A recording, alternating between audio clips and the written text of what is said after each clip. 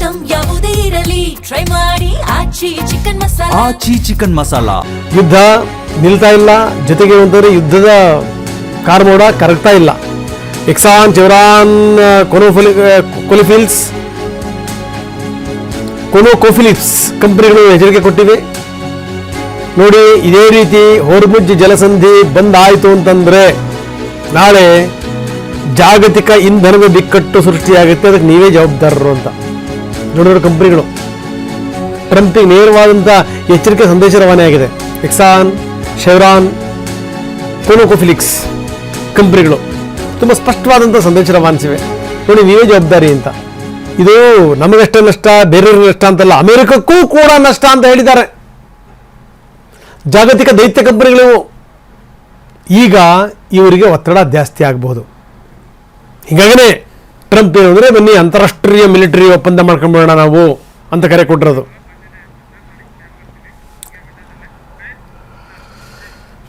ಇದೆಲ್ಲದರ ಜೊತೆಗೆ ಹೆಚ್ಚು ಅನುಭವಿಸುವಂಥದ್ದು ಭಾರತ. ಯಾಕಂದರೆ ಭಾರತದಲ್ಲಿ ನಾವು ನೋಡ್ತಿದ್ದೀವಲ್ಲ, ಈಗಾಗಲೇ ಎಷ್ಟರ ಮಟ್ಟಿಗೆ ಹಂಗಾಮ ಶುರುವಾಗಿದೆ ಅಂತ. ಅಂಥದ್ರಲ್ಲಿ ಶಿವಾಲಿಕ್ ಹಡಗು ಗುಜರಾತ್ಗೆ ಬಂದಿದೆ.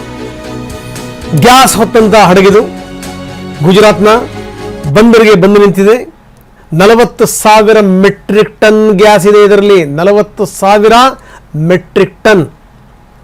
ಹೀಗಾಗಿ ಅಂತಂದರೆ ಜಲಸಂಧಿಯಿಂದ ಹಡಗು ಬರ್ತಿದ್ದಂಗನೇ ಅದಕ್ಕೆ ಸಂಪೂರ್ಣವಾಗಿ ರಕ್ಷಣೆ ಕೊಡಲಾಯಿತು. ಸೇನೆಯ ರಕ್ಷಣೆಯ ಜೊತೆಗೇನೆ ಅದು ಬಂದಿದೆ. ಶಿವಾಲಿಕ್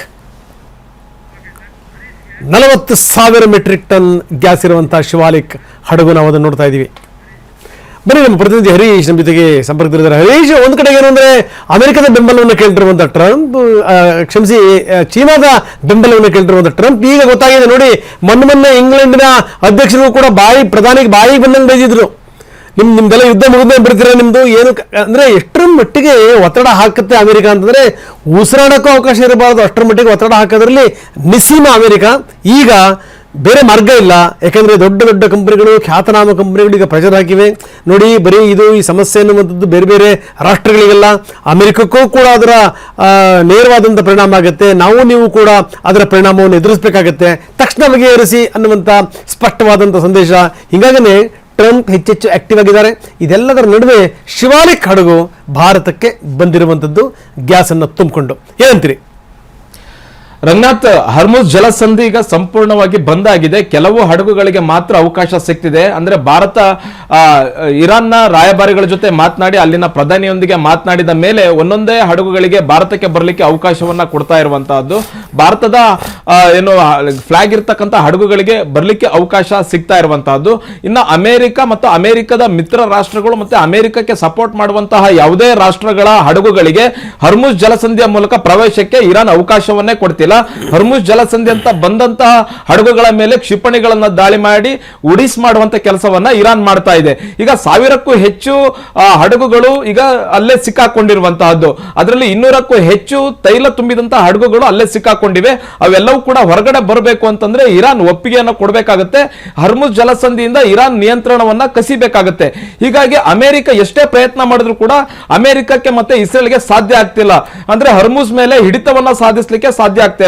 ಹಾಗಾಗಿ ಈಗ ಅಮೆರಿಕ ಏನ್ ಮಾಡ್ತಿದೆ ಅಂತಂದ್ರೆ ಇತರ ರಾಷ್ಟ್ರಗಳನ್ನ, ಅಂದ್ರೆ ಇರಾನ್ ಮಿತ್ರ ರಾಷ್ಟ್ರಗಳನ್ನು ಕೂಡ ಬನ್ನಿ ನಮ್ಮೊಟ್ಟಿಗೆ ಹರ್ಮುಜ್ ಜಲಸಂಧಿಯ ಹಿಡಿತ ಸಾಧಿಸೋಣ, ನಿಮ್ಮ ಹಡಗುಗಳು ಕೂಡ ಅಲ್ಲಿ ಸಂಚಾರ ಮಾಡಬೇಕು, ಹಾಗಾಗಿ ನೀವು ಕೂಡ ನಮ್ಮ ಜೊತೆ ಕೈ ಜೋಡಿಸಿ ಅನ್ನುವಂತ ನಿಟ್ಟಲ್ಲಿ ಈಗ ಕರೆಯನ್ನ ಕೊಡ್ತಾ ಇದ್ದಾರೆ.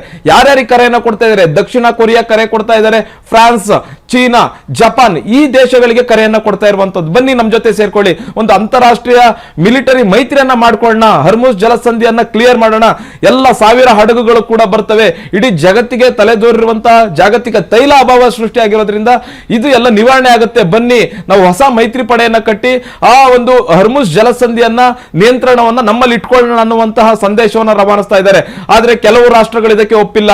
ಅಂದ್ರೆ ಏನು ಜಪಾನ್ ಕೂಡ ಇದಕ್ಕೆ ಒಪ್ಪಿಲ್ಲ ಅನ್ನುವಂತಹ ಮಾಹಿತಿ ಬರುತ್ತೆ. ಅಂದ್ರೆ ಚೀನಾಕ್ಕೆ ಯಾವ ರೀತಿ ಇದನ್ನು ಮನವೊಲಿಸುವ ಪ್ರಯತ್ನವನ್ನು ಅಮೆರಿಕ ಅಥವಾ ಟ್ರಂಪ್ ಮಾಡ್ತಿದ್ದಾರೆ ಅಂತಂದ್ರೆ 90% ತೈಲ ನಿಮ್ಮ ಹರ್ಮುಜ್ ಜಲಸಂಧಿನೇ ತೆಗೆದುಕೊಳ್ಬೇಕು, ನಮಗಿಂತ ಹೆಚ್ಚು ನಿಮಗೆ ಇದರಿಂದ ಲಾಭ ಆಗುತ್ತೆ. ಹಾಗಾಗಿ ನೀವು ಇದರ ಹೋರಾಟದಲ್ಲಿ ನೀವು ಕೂಡ ಭಾಗಿಯಾಗಬೇಕು ಅನ್ನುವಂತ ಕರೆಯನ್ನ ಕೊಡ್ತಾ ಇದ್ದಾರೆ.